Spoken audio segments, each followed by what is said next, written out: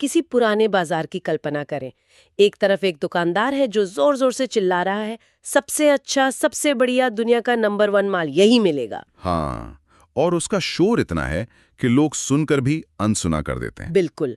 और दूसरी तरफ एक और दुकानदार है, वो ग्राहकों से बात कर रहा है, उनकी जरूरतें समझ रहा है और फिर उन्हें वही चीज दिखा रहा है जिसकी उन्हें सच में तलाश है। वो सिर्फ सामान नहीं बेच रहा, वो एक रिश्ता बना रहा है, भरोसा कायम कर रहा है। और यही फर्क है 2026 में शैक्षिक संस्थानों की मार्केटिंग का।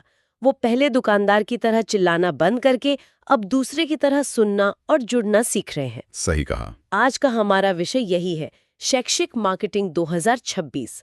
हमारे पास जतिंदर सिंह का किया हुआ एक बहुत ही विस्तृत विश्लेषण है जो बताता है कि स्कूल और कॉलेज अब छात्रों और अभिभावकों तक कैसे पहुंच रहे हैं। तो हमारी आज की चर्चा का मिशन है ये समझना कि पुराने मार्केटिंग के तरीके क्यों फेल हो रहे हैं और 2026 में दाखिले पाने के असली नए तरीके क्या हैं। और यहाँ एक बात पर जोर देना बहुत जरूरी है, ये बदलाव ये सिर्फ तकनीक या नए टूल्स का नहीं है, ये मानसिकता का है। मानसिकता का कैसे? ये किसी चीज को बेचने यानी एक लेन देन करने से हटकर एक अनुभव देने जैसा है। इसे समझने का सबसे अच्छा तरीका है ब्रॉडकास्टिंग से बॉन्डिंग। ब्रॉडकास्टिंग से बॉन्डिंग मतलब अपनी बात सब तक पहुंचाने की कोशिश करने के बजाय लोगों से एक मजबूत भरोसेमंद रिश्ता बनाना। बिल्कुल ठीक है, तो चलिए इसे खोलते हैं। स्रोत ये कहता है कि 2022 से पहले और 2026 की मार्केटिंग में जमीन आसमान का फर्क है। पहले की शैली का संदेश होता था हम नंबर 1 हैं, हमारा इंफ्रास्ट्रक्चर बेस्ट है। हाँ, और तरीका भी बहुत सीधा था। अखबार में विज्ञापन देखो, वेबसाइट पर जाओ और पूछताछ कर लो, और कंटेंट वो चमकदार स्क्रिप्टेड ब्रोशर, और सारा भरोसा संस्थान की अपनी प्रतिष्ठा पर टिका होता था। आज ये सब क्यों, मतलब इतना पुराना क्यों हो गया है? क्योंकि 2026 की आधुनिक शैली पूरी तरह से अलग है। अब संदेश है यहाँ असली आरओआई क्या है, मतलब निवेश पर रिटर्न, और छात्र जीवन की हकीकत क्या है। अच्छा, तरीका अब सीधा नहीं बल्कि हर जगह मौजूदगी वाला है, मतलब सोशल मीडिया से लेकर एआई सर्च और यहाँ तक कि डार्क सोशल तक। कंटेंट भी अब स्क्रिप्टेड नहीं बल्कि छात्रों द्वारा बनाए गए असली अनफिल्टर्ड वीडियो हैं। और सबसे बड़ी बात, भरोसा। हाँ, भरोसा। अब भरोसा संस्थान की बड़ी बड़ी बातों पर नहीं बल्कि दूसरे छात्रों की समीक्षाओं और जो पूर्व छात्र हैं उनकी सफलता की कहानियों पर टिका है। लेकिन सवाल ये उठता है कि बिलबोर्ड, रेडियो और अखबार के विज्ञापन ये अचानक इतने बेअसर क्यों हो गए? ये तो दशकों से काम कर रहे थे, ऐसा क्या बदल गया? इसके 4 मुख्य कारण हैं, जैसा कि स्रोत में बताया गया है।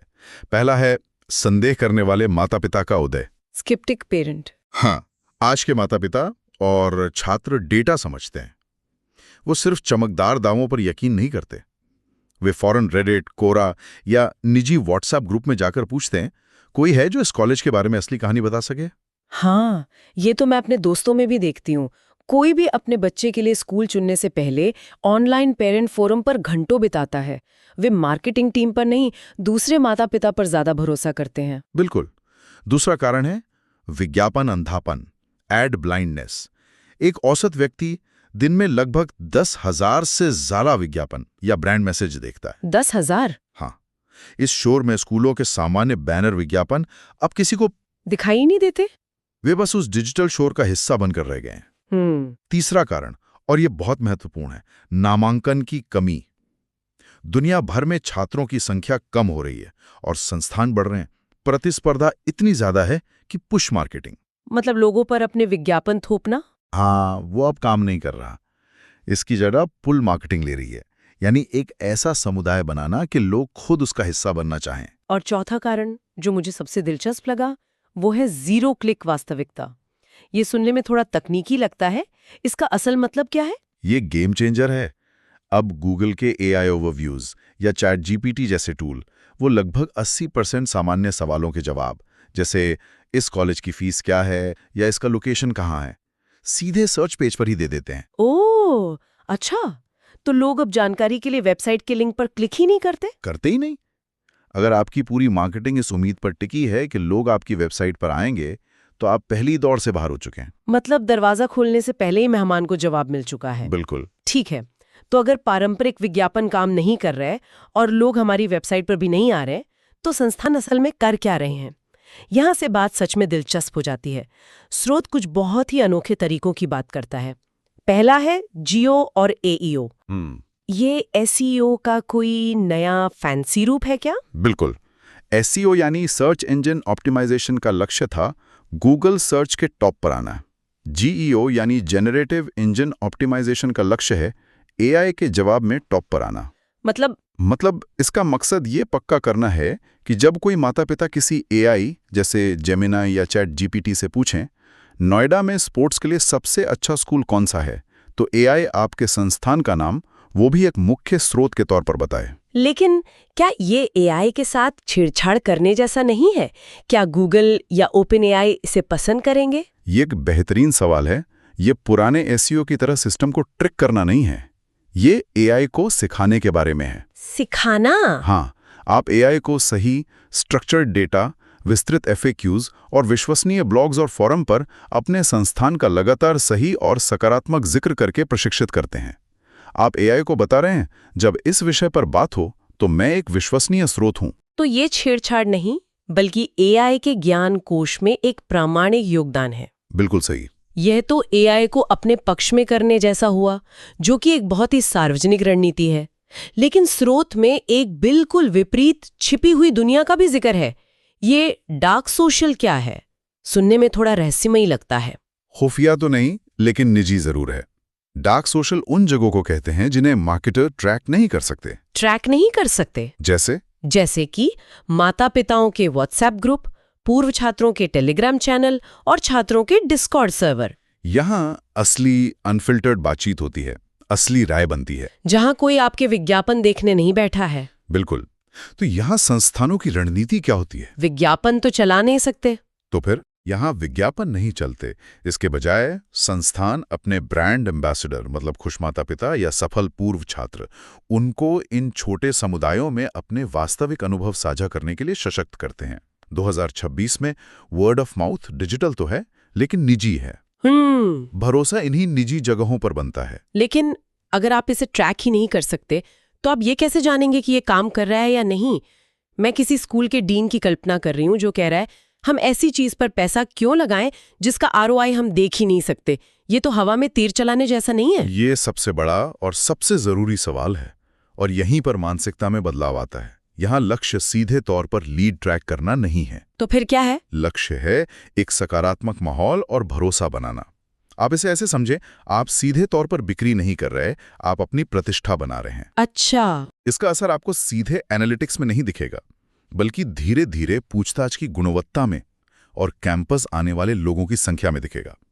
ये शॉर्ट टर्म आरओआई के बारे में नहीं है, ये लॉन्ग टर्म प्रतिष्ठा बनाने के बारे में है। समझ गए।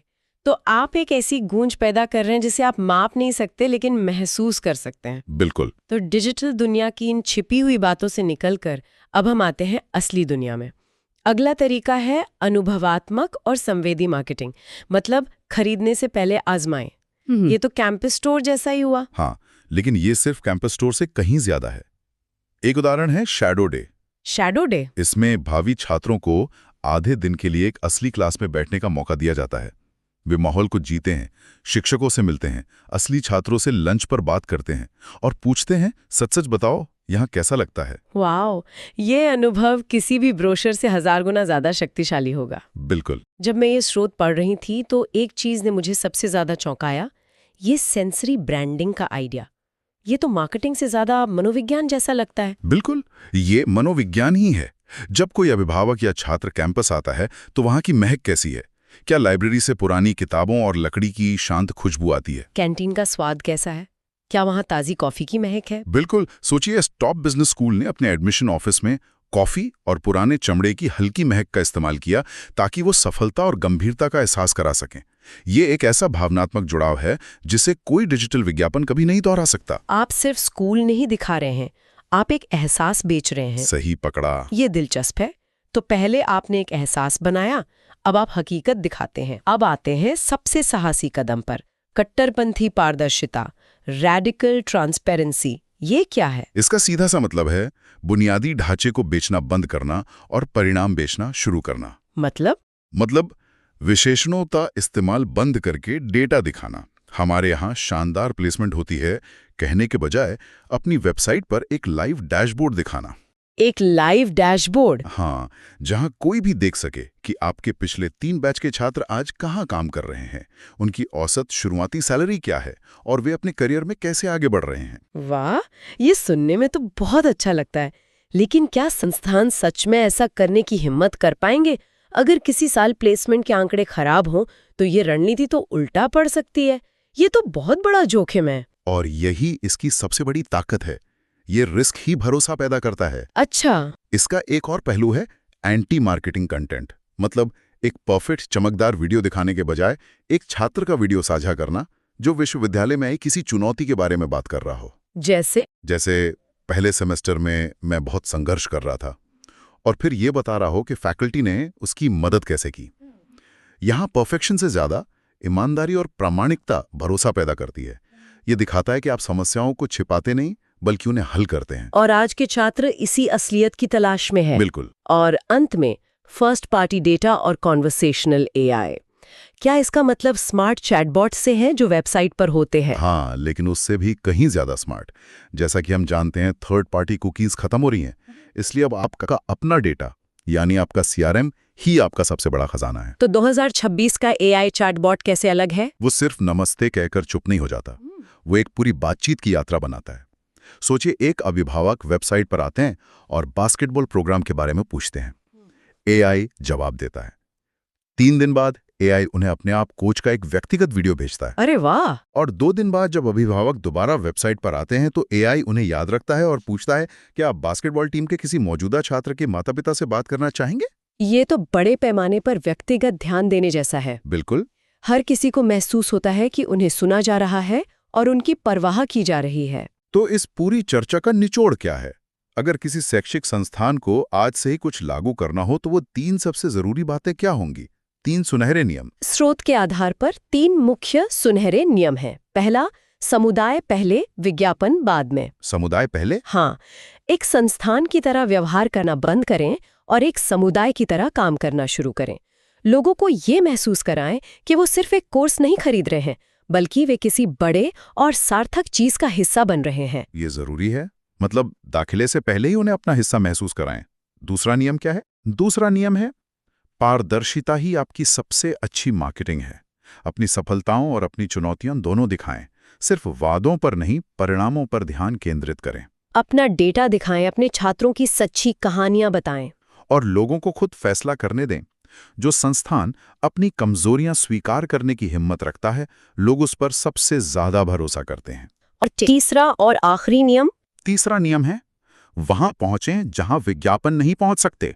अपनी ऊर्जा उन जगहों पर लगाएं जहां आपके दर्शक असल में हैं, न कि जहां आप उन्हें देखना चाहते हैं। मतलब एआई सर्च और निजी ऑनलाइन ग्रुप्स। हाँ, एआई सर्च में अपनी उपस्थिति दर्ज कराएं, यानी जियो पर काम करें, और निजी ऑनलाइन ग्रुप्स, डार्क सोशल में प्रामाणिक बातचीत का हिस्सा बने। असली फैसले वहीं बन रहे हैं, न कि चमकदार होर्डिंग्स पर। तो कुल मिलाकर 2026 में मार्केटिंग इस बारे में नहीं है कि कितने लोग आपको देखते हैं, बल्कि इस बारे में है कि कितने लोग आप पर भरोसा करते हैं। यह दृश्यता से विश्वसनीयता तक का सफर है। बिल्कुल। और यहाँ एक विचार छोड़ने लायक है। एक सवाल जो हर संस्थान के लीडर को खुद से पूछना चाहिए। क्या है वो सवाल? सवाल यह है, अगर कल आपका शिक्षण संस्थान अचानक गायब हो जाए, तो क्या आपके कर्मचारियों और मौजूदा छात्रों के अलावा किसी को वास्तव में इसकी कमी खलेगी? क्या कोई समुदाय, कोई शहर इसके जाने का अफसोस करेगा? क्या आपने समाज में इतनी गहरी जड़ें जमाई हैं कि आपके ना होने से एक खालीपन महसूस हो? 2026 में इस सवाल का जवाब ही आपकी मार्केटिंग की सफलता का असली पैमाना है।